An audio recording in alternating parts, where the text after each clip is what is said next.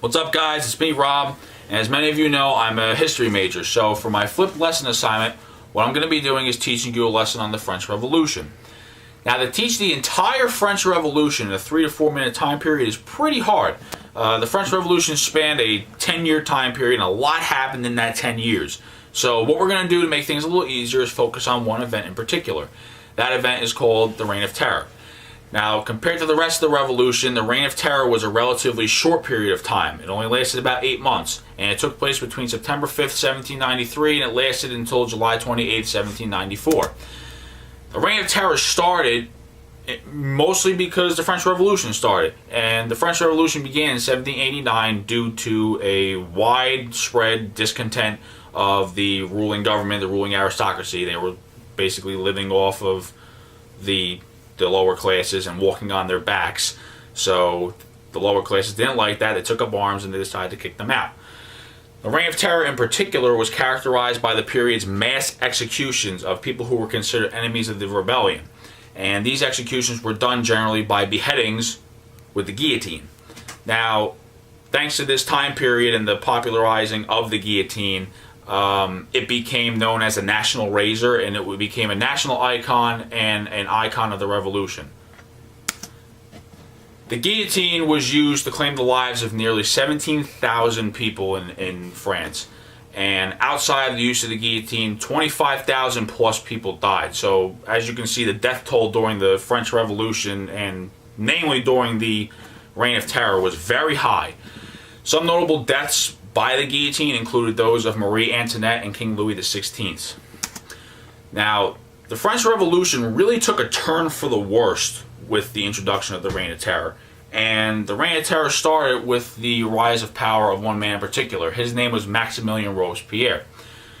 Robespierre stepped in as a highly influential revolutionary, and he began to take motions and move the revolution in a more radical fashion. He became the leader of the Committee of Public Safety, and with this new power that he had, he was able to pass laws, and one in particular was called the Law of Suspects, which allowed him to convict anybody he deemed an anti-revolutionary. Now, people killed due to this law included aristocrats, clergy members, middle-class people, but the bulk of whose lives were claimed were the lower classes, because they were thought to be people who were hoarding things, not sharing, evading the draft to create a military, deserting the country or leaving the cause, or not even supporting the cause at all. So they were the ones that were picked as victims, and most of them were beheaded. In Paris alone, there were nearly 3,000 beheadings with the guillotine. And across the country, it was just, the numbers were astronomical, in the tens of thousands. So the Reign of Terror came to an end in July of 1794 with the execution of Robespierre. Now, the movement that set out to execute Robespierre was called the Thermidorian Reaction, which is a revolt within the French Revolution to oust the people who were in charge of the Reign of Terror, who were carrying out the Reign of Terror. And they wanted to get rid of them, namely because of the drastic, excessive deaths and measures that they were taking to make sure the rebellion was going. So with that being said, the people were able to get their hands on Maximilien Robespierre and eventually execute him.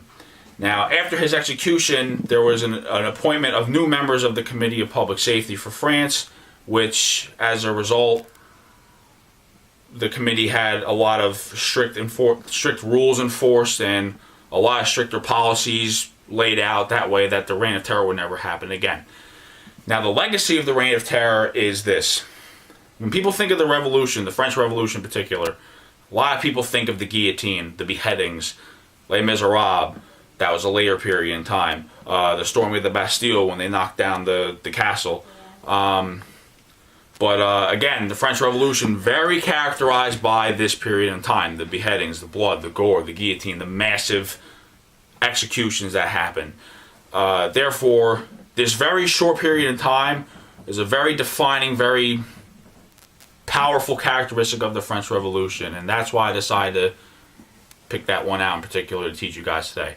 So, I thank you all very much for tuning in. I hope to see you next time, and I hope you enjoyed this video. Take care.